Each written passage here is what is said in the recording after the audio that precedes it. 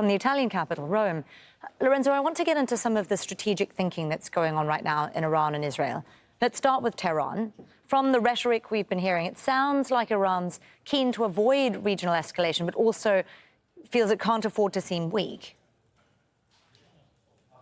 Yes, let's say that many of the dynamics that are witnessed, as you said, are unprecedented, but many others are not unprecedented. So Israeli force were bombing sovereign countries like Lebanon and Syria dozens of times without mentioning the assassination of countless Iranian engineers, scientists, generals, also the spreading of viruses like stagnates, that was a virus that was created by the Israeli authorities to sabotage nuclear plants in Iran.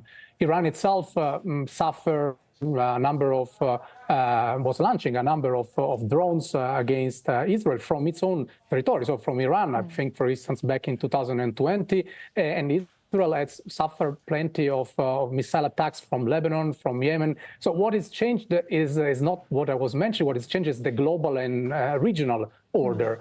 And this comes in the frame of almost complete obliteration of the Gaza Strip, and this is within this context that we can place both the Iranian and the Israeli positions and approaches. In relation to Israel, Israel attacked the Iranian consulate in Syria because it wanted to deflect the global attention from Gaza and wanted to force Iran to respond with a retaliation that would have strengthened the military and the political support of the U.S. For Israel. On a more regional level, Israel, possibly for the first time since the time of Nasser, as a rival that seems willing to confront it militarily, and despite the imbalance of forces, because, of course, with the role of the U.S. supporting Israel, the Iranian allies, some call them proxies, that I think there is a very simplistic to understand what we are discussing here in Yemen, in Iraq, in Lebanon, and Syria. They have demonstrated their ability to strike asymmetrically at the heart of the American and Israeli interests in the region. So all this makes the situation even.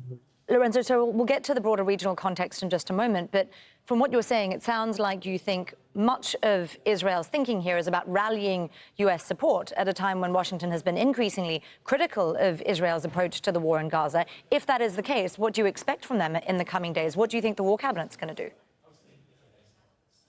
I think that in the coming days, they will try to get the best out of the situation of the moment. So once again, they have the support of all Western countries. I think that they will wait before we within striking against Iran, so a counter retaliation. But more in general, let's say that Western countries are making huge efforts and investing massive funds so that a large part of this region is managed by despotic regimes, which are certainly harmful for the development of Middle Eastern societies, but are very useful for the needs of the U.S. and Israel. I think, for instance, to the Middle East air defense, that is one of the tools that is used. Let me conclude reminding you what a former Israeli general once said to Michael Oren, who was the Israeli ambassador in Washington. Once he said that, why don't Americans face the truth? In order to defend Western democracy, Western freedom, they must preserve Middle Eastern tyranny.